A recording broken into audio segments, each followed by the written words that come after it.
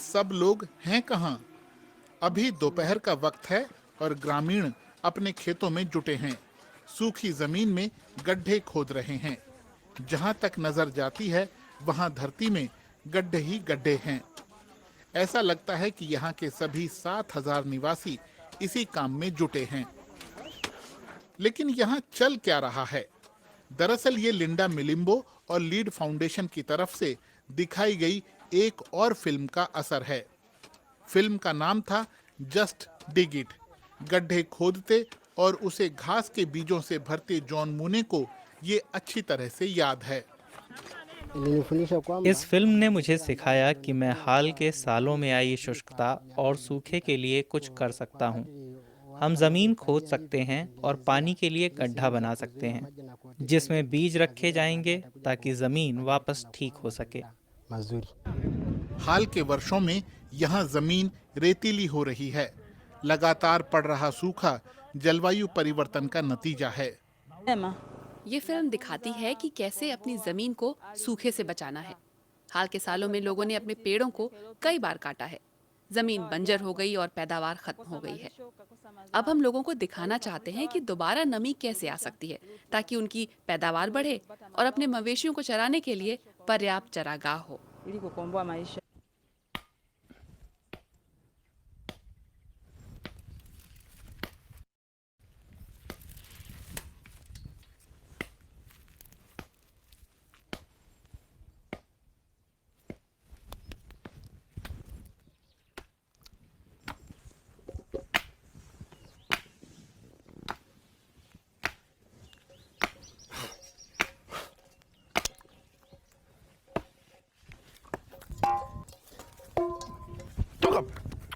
Wewe toka hapa. Yaani nyinyi ambao hamna akili nyinyi. सालों में सूखे के बारे में यहाँ अच्छी तरह से जान गए हैं। उन्हें पता है कि पूरा दिन प्यासे रहने का क्या मतलब होता है। इस फिल्म ने गांव वालों को दिखाया कि छोटी झोपड़ियां और पेड़ों के ठूंठों को मौका मिले तो वो बड़े पेड़ बन सकते हैं। पहली बात, बढ़ता हुआ पौधा खोजो। फिर सबसे पहले उसकी मजबूत टहनी के अलावा बाकी सब छांट दो। पेड़ों पर निशान लगाओ ताकि सभी उसे देख पाएं। और सबसे अहम बात, भूखे मवेशियों से पौधों को बचाना होगा। लाने के इस स्तर के अभियान का असर स्थानीय मौसम पर भी पड़ा है।